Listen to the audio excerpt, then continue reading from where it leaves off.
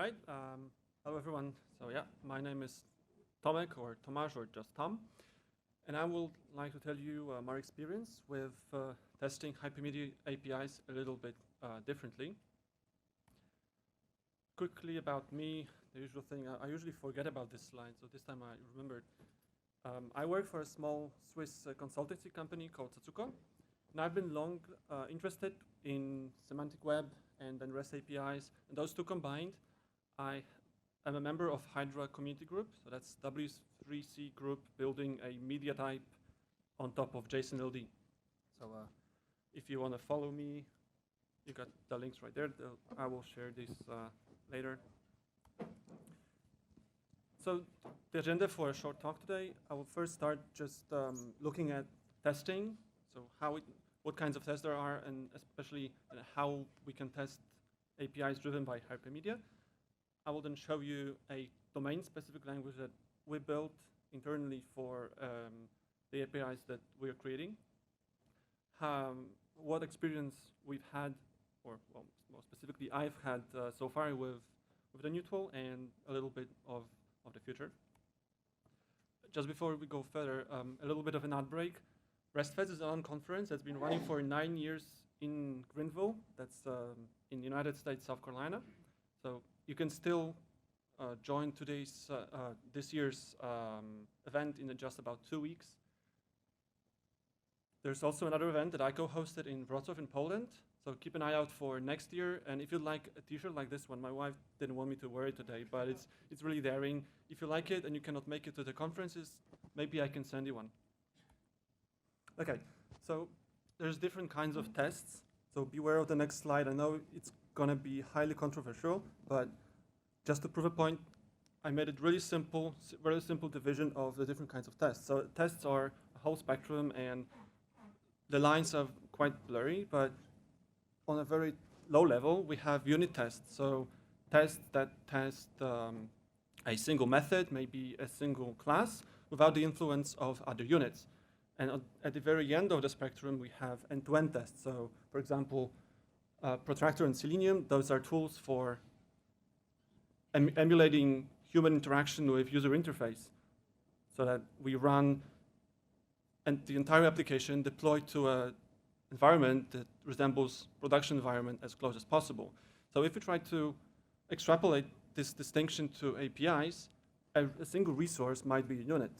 And there's plenty of tools that allow testing a single resource. So Postman, Karate, rest assured, it's easy to build, to take a single resource and try a bunch of requests and verify correct outputs. But then when we go to a bigger workflow where we have multiple resources that we want to see how the application behaves over a span of multiple requests, it's not so good. I mean, the existing tools do give, as far as I can tell, do give some features that make it possible to chain those requests and really verify entire workflows, but they completely ignore, they quite ignore Hypermedia unless we go the extra mile and build in the features ourselves. And so I thought that there's a gap here that I wanted to fill in with a different approach. So I took a step back and thought, what makes a good test? And much like Selenium emulates the user interaction, I thought that testing API, so tests running over our API, should behave as close as possible to how we want our clients to run, to use our API. And so for the Hypermedia client, it means that we are constrained by the REST architectural styles constraints. So really abbreviated for the need of, from the perspective of the consumer. With a REST API, we have resources, so they will be identified by URIs in a HTTP deployment. And those resources are linked together, and whenever we get a resource, it's supposed to be self-descriptive. So with a representation of a resource, the client should be fully equipped to then go to different resources, take the next steps to perform more requests. And finally, which is important for the next point, resources are not really bound to a single format. So it's not just JSON, it's not just XML. We can, the resources can be served in different representations. Whereas I've noticed that some of the tools kind of drift towards, like, we support JSON, so it's easy to write tests which will verify your JSON representations, but that's really it. So with that in mind, I devised a plan for how I want to test my API. So first of all, a scenario, as I call it, so a single test run starts from a single resource. So we have a URI that will start, that's the first request we do, be it like a bookmark in a browser or just the API's well-documented home resource. And then the test must only follow links and submit forms or operations which are self-described, which are described by the representations. So there's no taking shortcuts of just having URIs or forms out of the blue. The API must drive the client through the resources, and it must drive the test client just as well. And so there shouldn't be any more hard-coded URLs in the tests. And I didn't want to be, like I said, limiting myself to just a single representation format. So on top of that, I started building quite recently a DSL, currently named Hypertest, but that might change. So it is a domain-specific language. Here's a quick overview of how it looks. So it is just a textual format, so this can be easily version controlled, just a text format, nothing special. So it's intended to be human readable, sort of like a sentence. So we see on the right you have some JSON LD. So like I said, this will kind of drift towards JSON LD and Hydra because that's my main focus. So you have two example resources that might be served by an API, and they would satisfy a test written like this. So whenever we find an employee class, we expect there's a salary property disregarding the value, just we want it to be there. There might be a manager link, which the test would then dereference and run additional checks on the representation behind the link. And then we want a contract property, so that's a bit of, again, Hydra lingo. And there's a terminate contract operation, which once invoked would result in a 204 response. And so no URLs here, no details of how the operation is implemented. We are just basing on the contract, the vocabulary that the API uses, and not the specifics. I'll get back with a more concrete example, something that I hopefully demo will run. Just a quick detail on the DSL itself. So we built it using Eclipse XX. That's a Java and, of course, like I say, Eclipse-based toolkit for building domain-specific languages. So unfortunately, it's Java. I mean, no offense, but it's been a bit of a pain to really get it running. But once it's set up, it's a really powerful tool that lets developers create complex grammars. And the DSL itself is actually split in two parts. So there's a core grammar, which defines the common lingo of Hypermedia, so the links, and then all of the assertions, that sort of thing.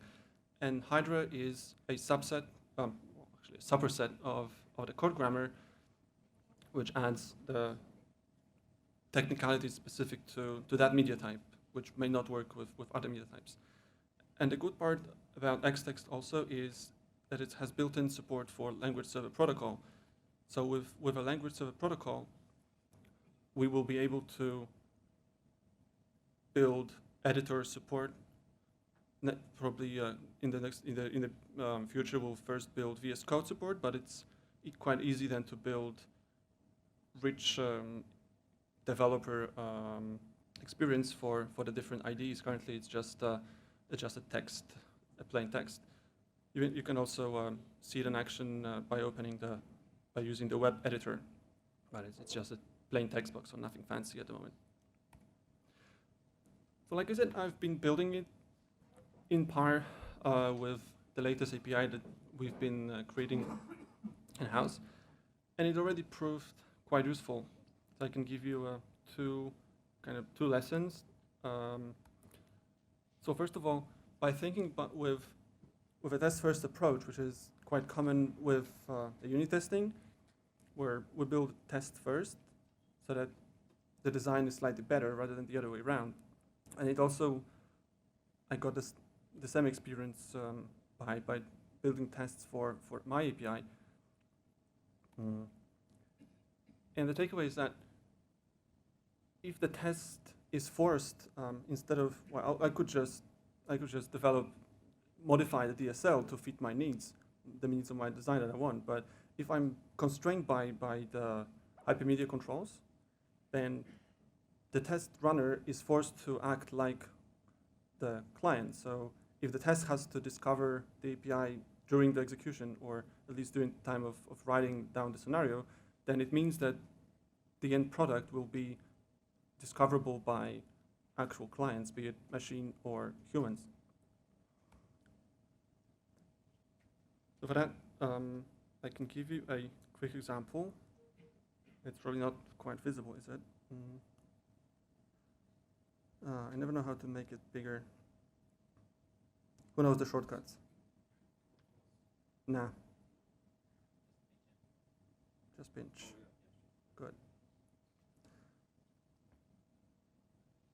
So there's a little bit more elaborate. So this is just an part of the big picture. So I wanted to have a test which, well, this may be a bit contrary to the no hard-coded URIs, but it turns out that in some scenarios, I want certain preconditions, certain state of my API that I run. So I wouldn't be building up the state every time throughout the test. But I figured that maybe instead of that, I can have the test actually create a resource for me that I will then interrogate further. And so for that, you can see I can actually run it. So it will run this very test. I will create a /project/APIdays. Okay, cannot make this bigger though. So this is how the test currently runs. That gives it, by nesting deeper on the out here, it shows you the next steps, how it goes deeper into the resource graph. And it should kind of follow what's written right here. So even though we are starting with a project/APIdays, so that will be a project, but it doesn't exist yet. So the API actually serves a project placeholder, a bit of a technical thing, API specific, and then which is linked to the actual project to offer a create action. So a schema.org term that can be easily understood by other clients also. And once we invoke it with a body, it will return the actual project that I want, and then I can further interrogate this project. Currently, I just removed the unnecessary parts to make so that it's not too long if it's on the screen here. And at the end, I can actually look for a delete project operation and just get rid of it. So the test also cleans up after itself. And this doesn't seem like much, but the consequence is that, like I said, if I open the same thing in a generic browser, so that's just a simple UI that consumes Hydra and presents it in a very technical way. But you see, I try to request the project APIdays resource, so it doesn't exist, just like in a test. And the UI presents the user with an operation to create such resource. So when I input the name, I submit, and now I can prove it to you that when I refresh, yep, we have a project which has some additional things that the client can then proceed with their business. And just like in a test, I have the delete operation there, but I can delete it. The UI isn't really reactive here, but there you go. It actually got deleted. I'm back to the placeholder. So this way, the user, even if they go into an unexpected state, well, unexpected from their perspective, the API lends them a hand and tells them what they can do next.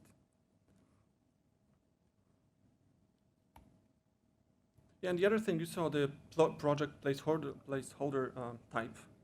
So that's not really specific to the data model. It's just something that I needed for the API. So hence it had a different, if you noticed, it had a different namespace, different prefix. And I keep coming back to this this tweet by Mike Amundsen, that there's different layers in an API. So the resource model and the other layers in an application, they're not the same. And it's especially important for me using JSON-LD and Hydra, because it's quite easy to conflate the different graphs, because they all share the same representation structure, the same constructs. It's easy to just mangle it all together and just stuff it in a database, which is not really good. And although for me the lesson is kind of specific to the tech stack I'm using, this is definitely something that I remind people quite often.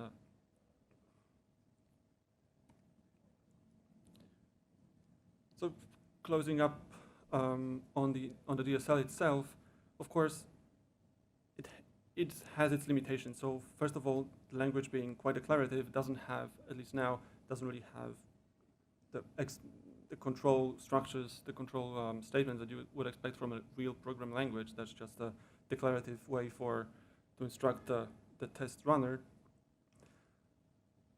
And because it's running on Xtext, you may have also noticed there's the compile step.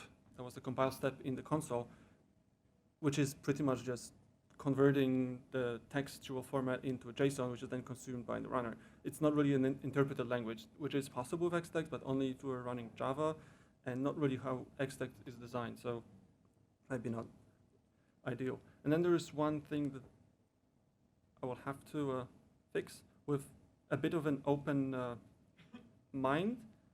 I thought initially that, well, I can just have a massive scenario which will describe all the different resources and the different stuff that can happen with an API. And the consequence is that let me create a resource again, but this time I will not delete it. And now if I run this again, you'll notice that because it already exists, so this whole part will be skipped altogether. So all I got was just, yeah, I found your product and I deleted your project. This is it. And the scenario still says the test passed because none of the expectations, none of the assertions actually failed. So that's something that I think I have to reflect upon. And if the entire thing hasn't been really processed, then it's not really a successful test.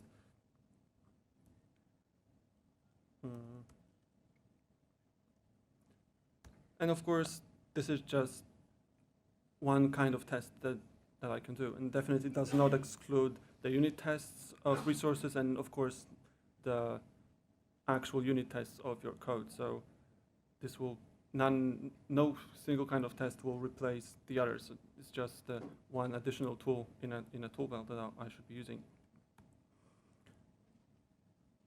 So there's a lot that I want to achieve with it. I would like to support different media types. So hopefully, I mean, if you think that this is a way that you would like your APIs tested, and you use one of the Hypermedia types like HAL or Siren or others, hopefully we can get in touch and we can work on building the dialects for the different types. And then there's a lot that I would done here. Code coverage, like Hypermedia coverage, if the given scenario has exhausted the Hypermedia controls from the API, so followed all the links and that sort of thing, and then maybe a bit nicer graph report, which shows what resources have been traversed through what links and what operations. But that's a long way off. So I hope you're interested. There's a bunch of links. I will again post them, but quite easy to remember. Testing Hypermedia app. And you may also want to follow Hypermedia app on Twitter. That's it. Thank you very much. Thank you. We have around 4 minutes for some questions. Are there any questions? The audience? No one? Really? Do you build Hypermedia APIs? No one? No one does, I know. No. Too difficult. I don't know. Yeah, I have a question. So that's an open source project, right? Yeah. Yeah. So anyone can contribute. Yes. Amazing. Do you run it in production on some APIs you are developing? So the API is not in production yet, but it is a production API. So we're still building it. Okay. And how do you handle APIs which are embedded?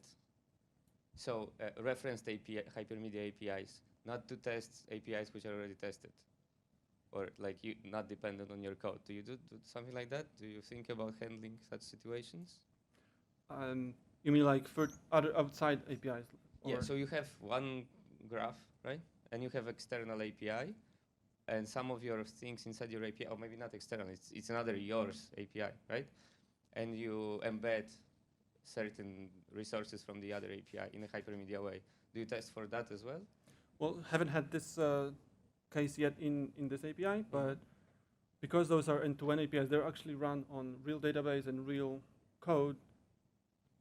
The external APIs would have to be mocked with some kind of like mock server. Okay. But I haven't had that yet.